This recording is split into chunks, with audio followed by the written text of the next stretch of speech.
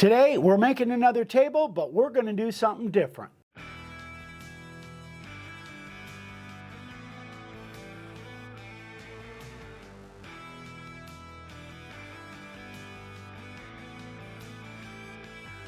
So on this table we're using a board that we previously made when we showed you guys how to do that faux live edge. We'll put a link in the description below in case you want to go check that out. We're looking at some different ways to hold the glass in place. So we've done recessed glass, we've done things on the outside of the board to hold the glass in place. This time we're going to do something completely different that I kind of came up with an idea. I'm not sure it's going to work, but we're all going to find out together. So we did the inkjet transfer on this. We did that actually off camera, but we had some issues with it. We're kind of running out of ink in the printer and it was kind of splotchy. So a lot of this we had to draw in. That's the reason I always like to have a printout right next to me so I know exactly where those lines are going to be.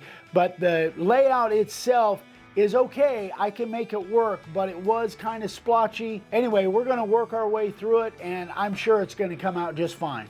Everything we're using today will have links in the description below, so you can head over to makeawoodsign.com and check out all the supplies. Also, we are actually selling these tables, so we're making content for the channel teaching you guys, but we have these tables for sale and we can do just about anything. If you've got a special design, a special logo that you want, hit us up, shoot us an email or leave us a comment in the link below and we'd be happy to help you out. Let's get started.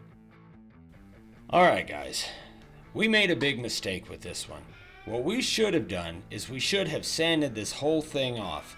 This actually took well over 6 hours for Dad to carve, start to finish. And that's not doing the layout, that's carving alone. That's a long time. And the reason it took so long is because Dad had such a hard time seeing these lines. There were probably 15-20 times where he had to stop, draw in a line that he didn't see or that didn't make sense.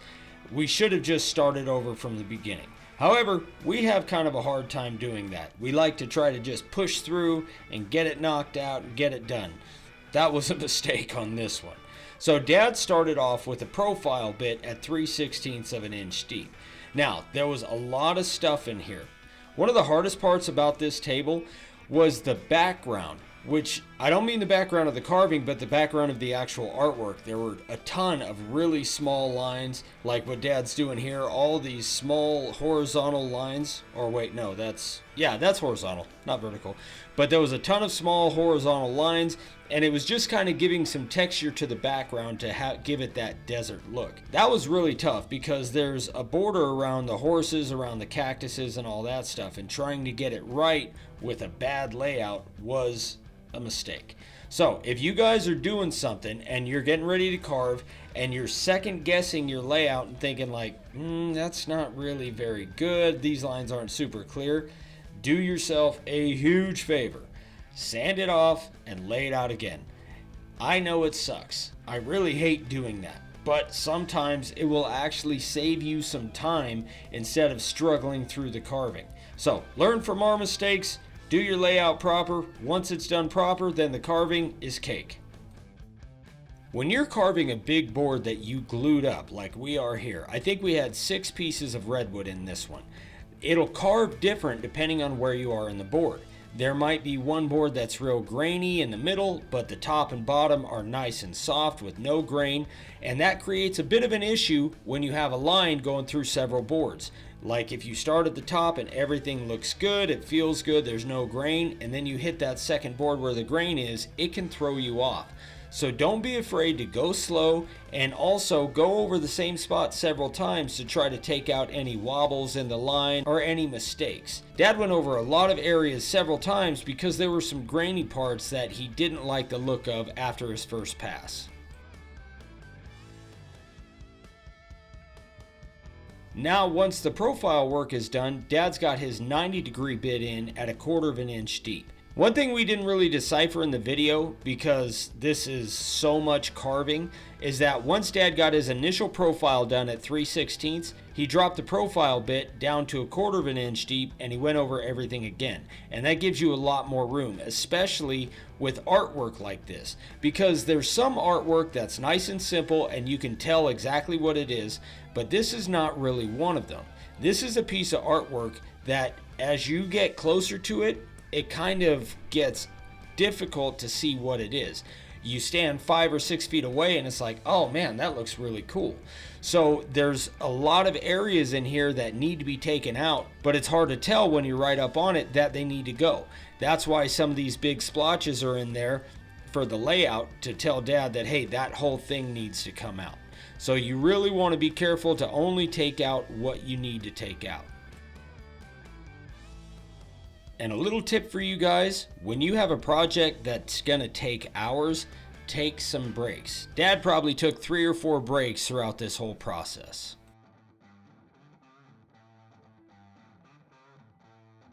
Because this is a live edge board, even though it's a faux live edge, but still, we don't want any overspray, especially on that live edge, because we don't want to have to sand it down and then redo the whole thing. So Dad's taping off almost the entire board here to try to eliminate all the overspray. The biggest aspect of this is you want to protect that live edge. Don't let any black get on there, because you're going to be able to see it real bad. Another thing when you have a lot of carving is you want to have it evenly sprayed. You don't want one area lighter than the other. So you can see Dad actually sprayed a little bit heavier than normal just to make sure it looked even all the way across the board. Now Dad's starting the sanding. Redwood is a really soft board. However, once you do your inkjet transfer, you want to put a couple coats of clear over it to keep it from smudging as you're carving. So normally, if we're using redwood, we would use 80 grit to get the majority of the black off. But since it's got that clear on it, it's sanding a little bit harder. So Dad is doing this with a 60 grit disc, and he's trying to keep it as flat as possible. And once he gets most of that off of there, he's going to use a 120 grit disc on the random orbital and keep this thing as flat as he possibly can. That's kind of a big thing. This is going to be a table, even though it'll have a flat glass top on it, and we're going to do something a little different. Wait and see. You still want to give it as good of a finish as you possibly can and make it as smooth and as flat as you possibly can, with still doing it by hand.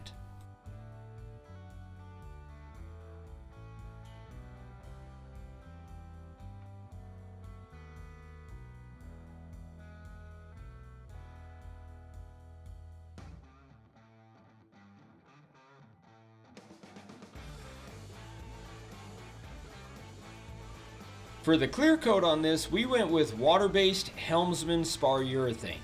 Now, we thinned it 20% to use it through the critter sprayer. If it's water-based, you want to thin it using water. If it's oil-based, you can use paint thinner or mineral spirits. And the reason we do this is so it sprays more evenly on the critter sprayer, and if you have a big job, the critter sprayer is the way to go. I'll leave a link for that in the description.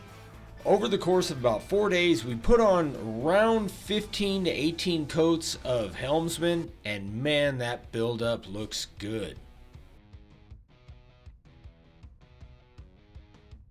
So now we got to put on the legs. Now, when we first started doing tables, we just used screws, and that is a no-go. Number one, they don't hold all that well. Number two, you can't ship them because they'll have the holes in them. So we do something different now. What we're doing is making sure the table legs are each at 12 inches in from the middle, and because it's a live edge, it's kind of hard to get them centered, so we actually used the seam on the glue up to make sure that they're both even. We put the legs on there, and then we're using a ballpoint pen to mark where the holes are going to go. Now, the most important part of that process is making sure they are dead center, because there's not a whole lot of room for error here. Once we get the marks done, then we tap it with a punch and we drill those holes out to a certain depth for our inserts. Now, one thing we're going to end up doing is making or buying a jig to make sure that that drill bit goes in there as straight as possible, because right now we're kind of eyeballing it and it works, but it would be nice to be a little bit more precise on that process. Then we add a little bit of wood glue to these inserts, and we put them in with an Allen wrench. This is a much better way to put the legs on. Number one, it's more stable. Number two, you can take them on and off as much as you want. So for shipping, if somebody buys this table and they're moving, whatever, it makes it much more user-friendly, and again, way more stable because we're using little bolts that we can crank on with a wrench instead of just a Phillips screw head.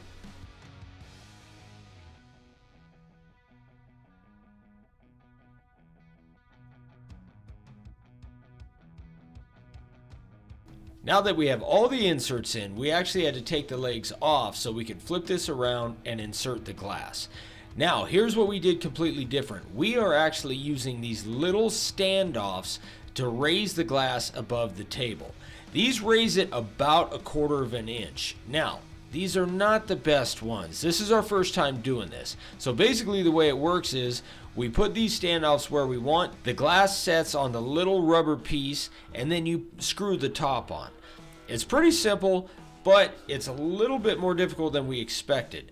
The reason we're doing this is because with a live edge table, we're trying to come up with the best ways to hold the glass on without having to carve out that big cavity and insert it in the table. And this is gonna work. We might try different standoffs next time, but it definitely worked. We're making sure that both sets on the ends are in from the side at 8 inches, and then both sets in the middle are 8 inches out from the middle measurement. So it's a simple idea, but it was actually a little bit more difficult than we were expecting. This took us about 20 minutes because it's our first time doing this. And like I said, these little standoffs are not the best in the world, but they definitely do work. So once we get our standoffs where we want them, make sure they're all good to go, we drill a pilot hole, and then we put a little wood screw in there to hold them in place. And that little bolt in the middle is what the top actually screws onto to hold the glass. So it's definitely going to hold, right? I mean, it's not going to be super fragile, but there is an issue with shipping. We're a little bit nervous that these might not be strong enough to be able to ship this thing across the country. So again, we're going to try some different standoffs and kind of play around with this, and this is our first one. But man, I really like it. I wasn't too sure at first, but Dad said, son, shut your mouth. It's going to look great. And again, as always, he was right.